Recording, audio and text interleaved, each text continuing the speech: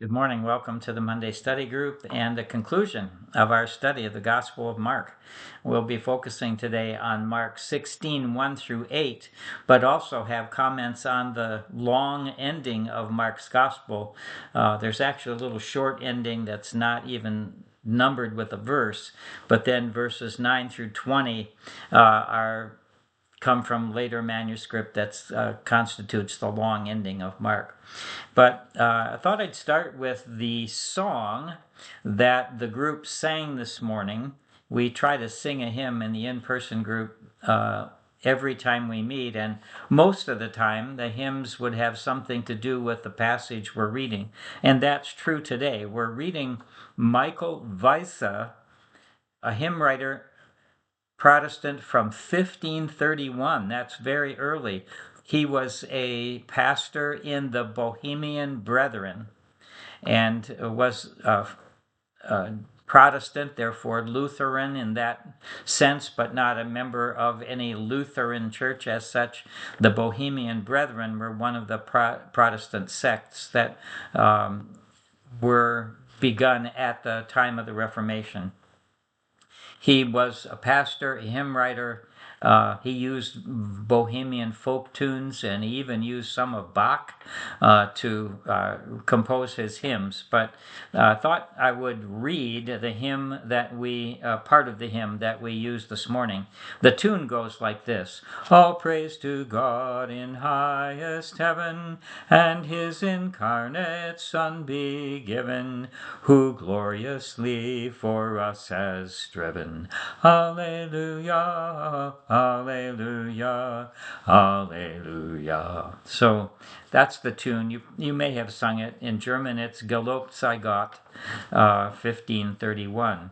But the next verse says this: On the third morn at the break of day, while still the stone above him lay, free he arose to go his way. Alleluia. 3 women came their grief to share, and frightened saw an angel there, a heavenly light shone everywhere. Alleluia. Then spoke the angel, Oh, fear not. I know why you are thus distraught. You cannot find the Lord you sought. I think that's a wonderful line. Alleluia. He is arisen from the dead, and all travail has conquered. Lo, where he lay, his shroud is spread. Alleluia. And then finally, the last verse: Savior and Lord, grant us to see you in your risen majesty. Grant us to live right blessedly. Alleluia, alleluia, alleluia.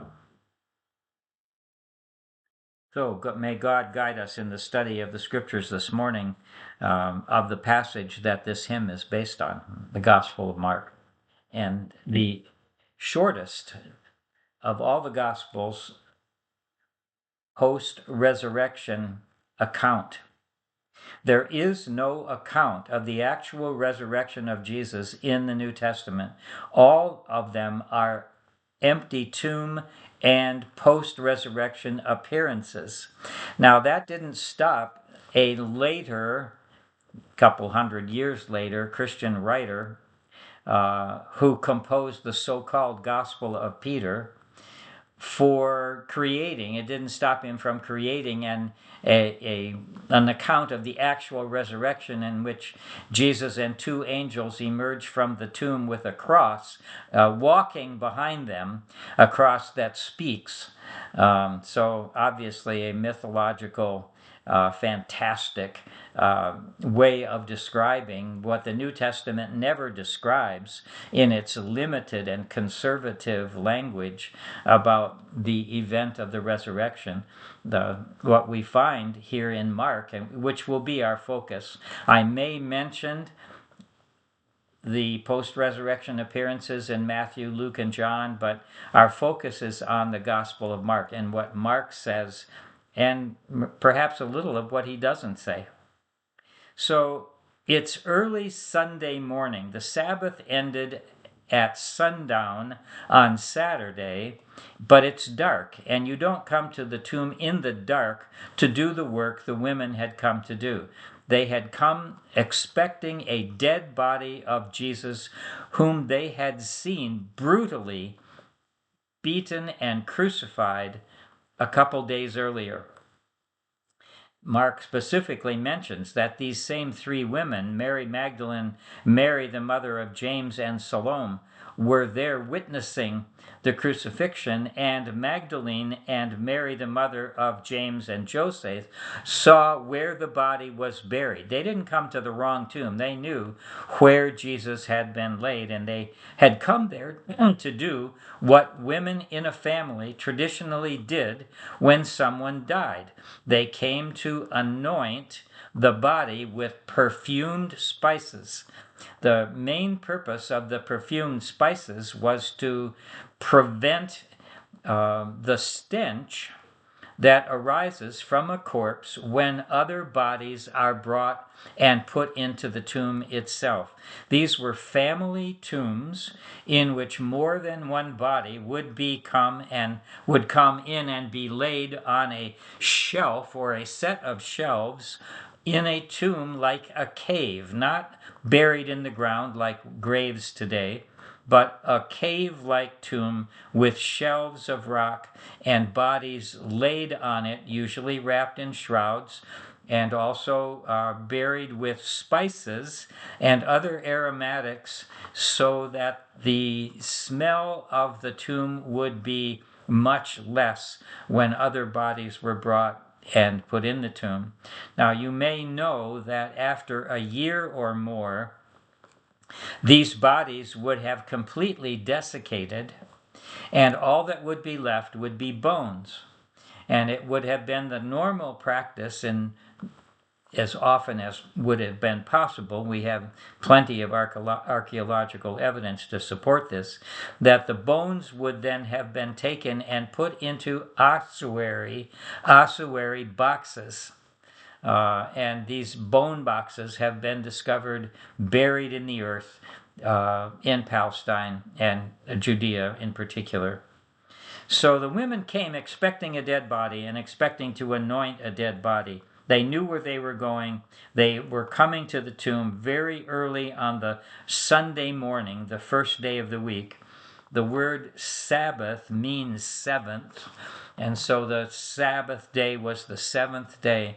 And they come on the first day of the week on Sunday morning, just after the sun had risen, when there is enough light, but also enough privacy to do the work they had come to do, which was to anoint the body with perfumed spices, which were purchased by them or their families at some cost. These were not cheap ointments. They were expensive, and the women and their families had gone to some expense to show this respect and love for the body of Jesus. Another evidence that they came expecting a dead man is that they asked one another, "Who will roll away for us the stone?" The stone that was in a trench in front of the cave-like tomb would have covered the door of the tomb. It probably would not have been tightly sealed, although sometimes tombs were sealed with whatever was available to do that kind of work. But the women know that there's going to be a stone laid against the opening of this cave and in a trench in which it's going to be very difficult to move that stone. They expect that the tomb will be covered with the stone, and that even though there are three of them, they may not be strong enough to roll the stone up the little incline that is keeping it in place in front of the door of this tomb. Who will roll away the stone for us from the entrance of the tomb? But then they get there and they look up, and they see that the stone, which was very large, had already been rolled back.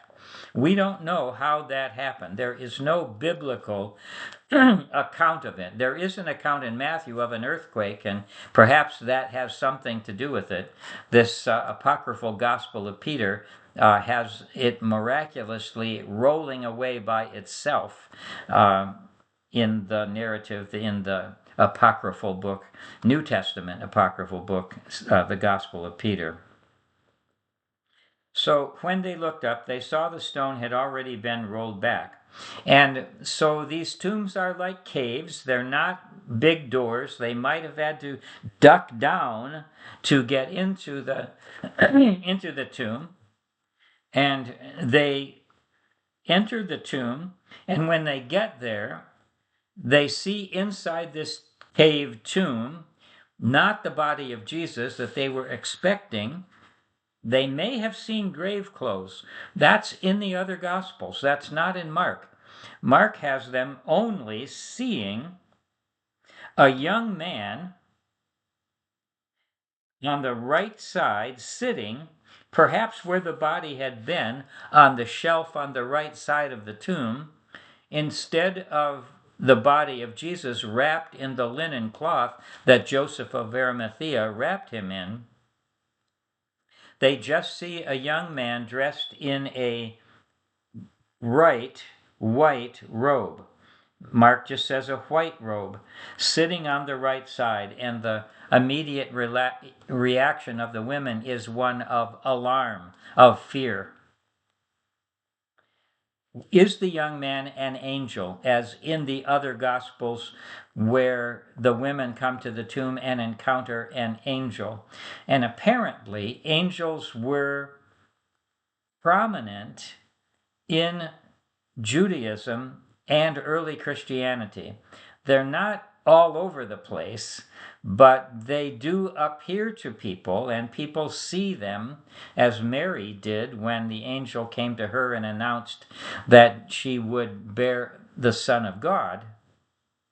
People do see them, but this is, by Mark, this person is described simply as a young man dressed in a white robe. But he knows things. But one of the things that we discovered this morning was that if he's just a young man, a young human being, he knows things that he shouldn't know. He knows a lot, and we're going to see what he knows right away here in verse 6. He says to the women, don't be alarmed. Don't be afraid. That was their immediate reaction, as yours would be if you walked into a tomb and saw a living person sitting there. You might be shocked. It's barely light, and you're walking into a dark tomb, and there's a guy there. Holy cow. Amazing. And the women were alarmed at seeing this guy there. And so he says to them, don't be alarmed. I know that you're looking for Jesus of Nazareth. So he knows that. He knows that. How does he know that? That the women are looking for Jesus of Nazareth. We're never told. He knows that, of course, that Jesus was crucified. He says to them, don't be alarmed. You're looking for Jesus of Nazareth who was crucified. He has been raised. That's in the passive voice. He didn't raise himself. He didn't recover somehow in the cool of the tomb, as the Passover plot novel of the 70s tried to make out. Jesus was thoroughly dead. That had been ascertained by the Roman soldiers and by Joseph of Arimathea, and there's no doubt that Jesus is actually dead and buried and sealed in the tomb, and he was raised. That is, God raised Jesus.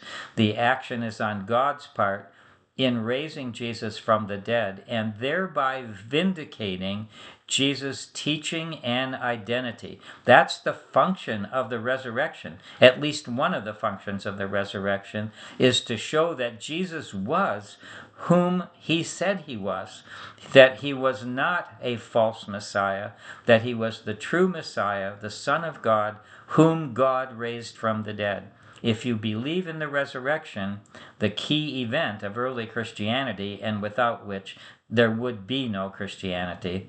If you believe in the resurrection, then you know that God vindicated Jesus, and that by vindicating him, by raising him from the dead, he shows that Jesus was who he said he was, and that his teaching is authoritative as the one who was sent as God's Son, just as Mark said and as the Roman soldiers said at the cross of Christ. Behold, this truly is the Son of God. So the angel, if that is an angel, the young man, says he is not here, he was raised. He doesn't say exactly yet where Jesus is. Other Gospels, Matthew, Luke, and John, have resurrection appearances of Jesus, which Mark does not have. Has resurrection appearances. Luke has them all in and around Jerusalem. The Emmaus Road disciples and other appearances of Jesus in Jerusalem. Matthew has a brief appearance to the women, and then the rest of Matthew's gospel narrates an appearance of Jesus in Galilee at the end of his gospel. And John has both. He has both appearances of Jesus to his disciples and to Mary Magdalene in Jerusalem, and then in chapter 21, an account of a post-resurrection appearance in Galilee. So all Mark's gospel says is he is not here. He doesn't tell us where he is. But he does tell the women, look, here's the place where they laid him. Now he may be pointing to the shelf on which Joseph of Arimathea laid the wrapped body of Jesus, and he may in fact be indicating the grave clothes. Again, check the Gospel of John. The Gospel of John makes a point of the grave clothes being there where they shouldn't be. A tomb robber would take the body wrapped. They wouldn't take the clothes off the dead body and take the unwrapped, decaying body away. They would keep the body wrapped in the shroud. But here, the man points to the place where they laid him, and possibly also the grave clothes, although Mark does not mention that. Then the young man, or more likely in this account an angel, tells the women who have come to the tomb to care for the dead body of Jesus, tells them he is risen, he's not here, your job is to go. This is a commission. The angel commissions the women to go and tell his disciples and Peter that he is going ahead of you to Galilee, and there you will see him. Well, in the other Gospels, the women do exactly what this young man or angel says. They go and tell the disciples what they have seen and heard at the empty tomb, and of course the disciples don't believe them. You can see that element of doubt, especially in Luke's Gospel, but also in John, when the women report to the disciples that they have seen the risen Lord. They have to go to the tomb and see for themselves. And so Peter and John run, or Peter and the beloved disciple, it possibly is John the Apostle, run to the empty tomb. But here, we don't have that story. Here the women are told to go and tell the disciples and Peter that Christ is risen. Why and Peter? Isn't he one of the disciples? Well, yes, he is, but there's a special emphasis here on Peter because of Peter's denial of Jesus. Peter, in some ways, is no better than Judas. Judas betrayed Jesus into the hands of his enemies, but Peter denied him 3 times, as if he didn't know Jesus at all and wanted nothing to do with him. And Peter had been bitterly despondent about that, and possibly repentant, as Judas himself may have been. And Peter needed the special word that he was still included among the disciples. This really does imply that the disciples have been forgiven for their betrayal and denial and abandonment of Jesus. Go and tell his disciples that you're still disciples and that he is going ahead of you to Galilee, where he called you, where you met him, and there you will see him. So what's promised here is a Galilean appearance, not a Jerusalem appearance as in John and Luke, but as in Matthew. I'm sorry, there's no Galilean appearance in Luke. Only briefly is there a Jerusalem appearance of Jesus in Judea, but Galilee is the place where Matthew emphasizes that Jesus will appear, and of course John chapter 21 is in Galilee. So there's no mention here about any Jerusalem or Judea appearances of Jesus. It simply says he is going ahead of you to Galilee, and there you will see him, just as he told you. Now, just as he told you refers to the 3 passion predictions that Jesus gave in the Gospel of Mark, telling the disciples that he would suffer and die, and that he would be raised on the 3rd day, which they never really seem to take account of. They never seem to get it. And I remember the account where they're coming down from the Mount of Transfiguration, and Jesus said, "Don't tell anybody about this until the Son of Man has been raised from the dead." And the disciples say to one another, "What is this raising from the dead thing?" So they didn't get it then, and they haven't got it all along.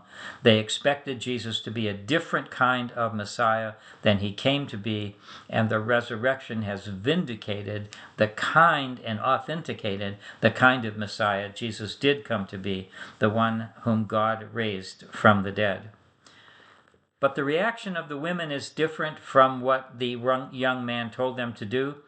And so in verse 8, it says the women went out and fled from the tomb. And actually in the Greek, it says they were fleeing from the tomb.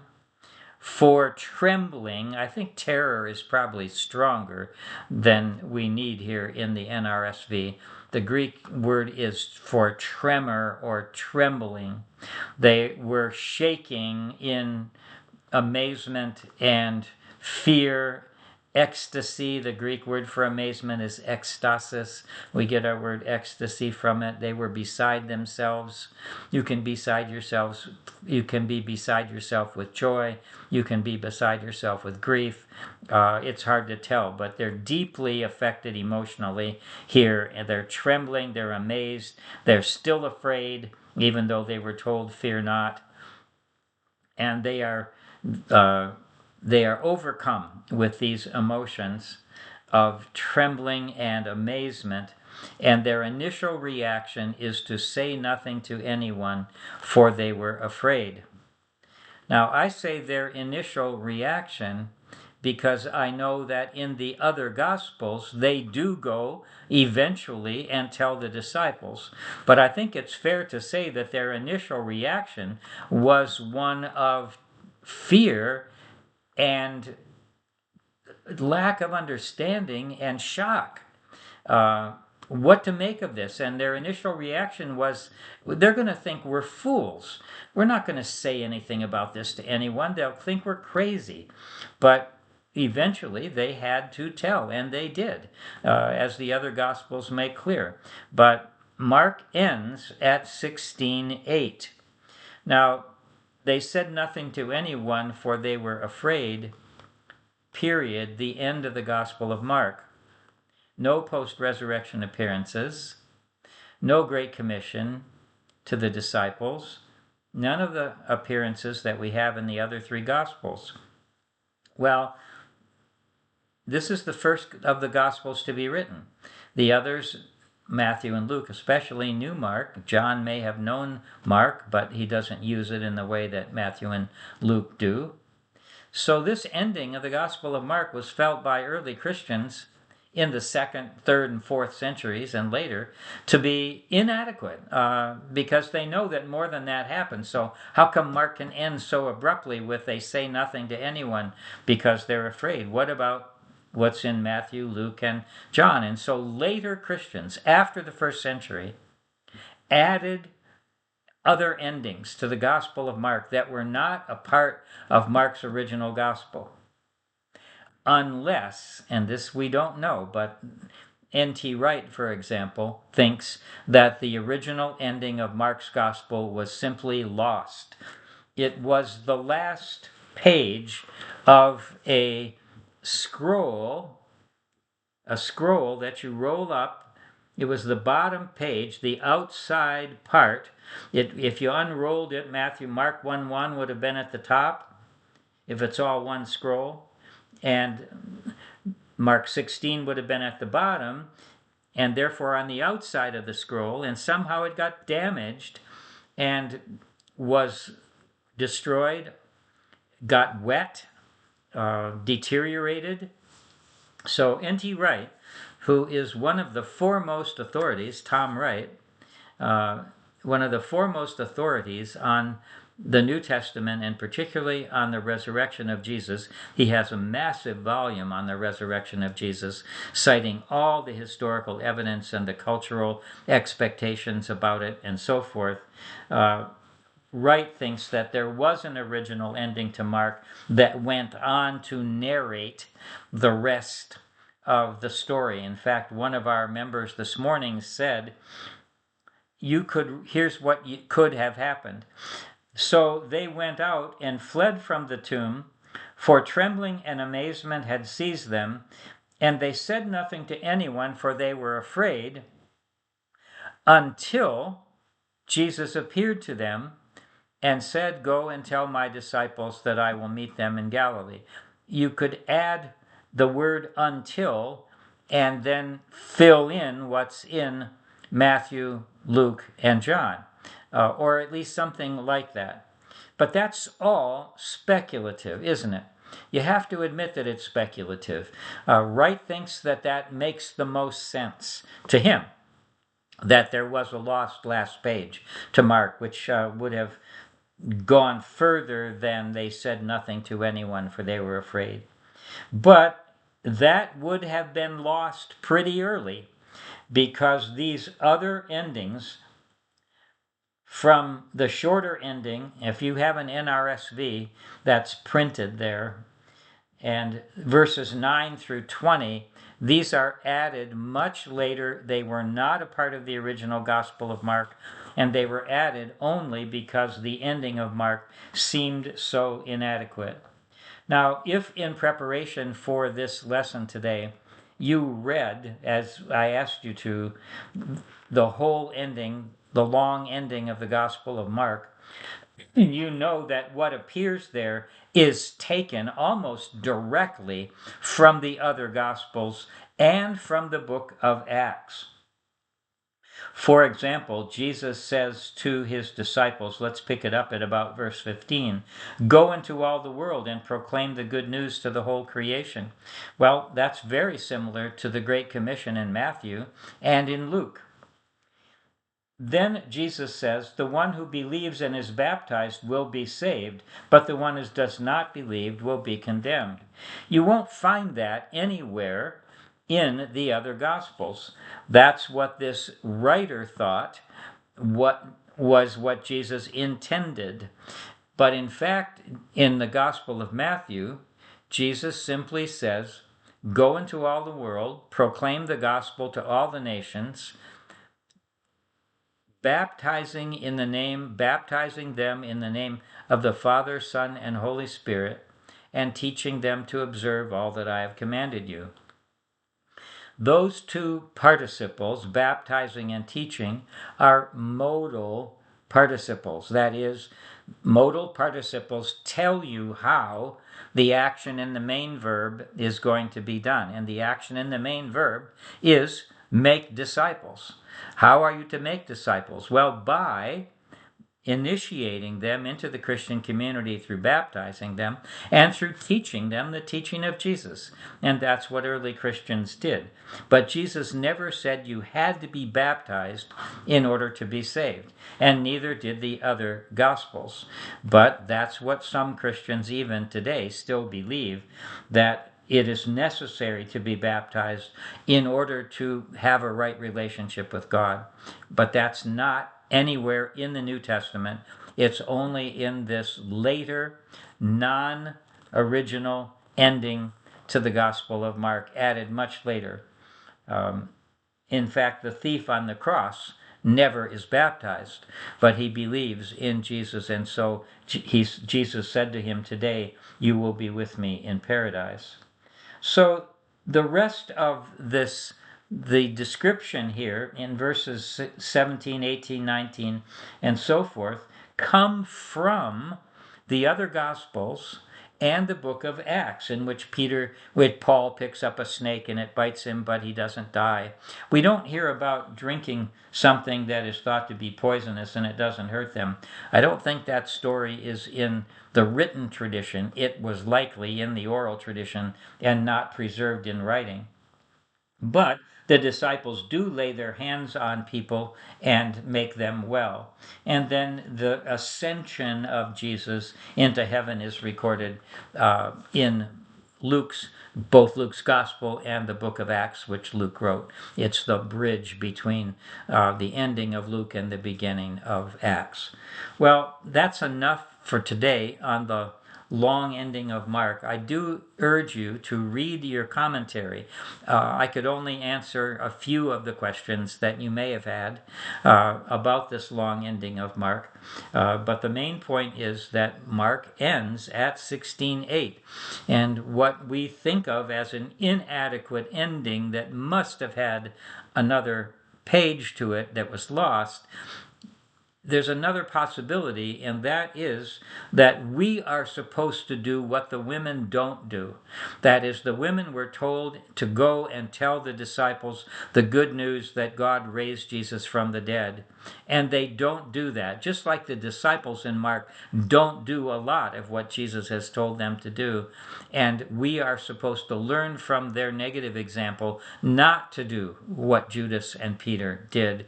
So here, perhaps, just a possibility that this may be the original ending of Mark, and we are to get from that ending that we are to do what the women failed to do. We are to go and tell others the good news that Jesus has been raised from the dead.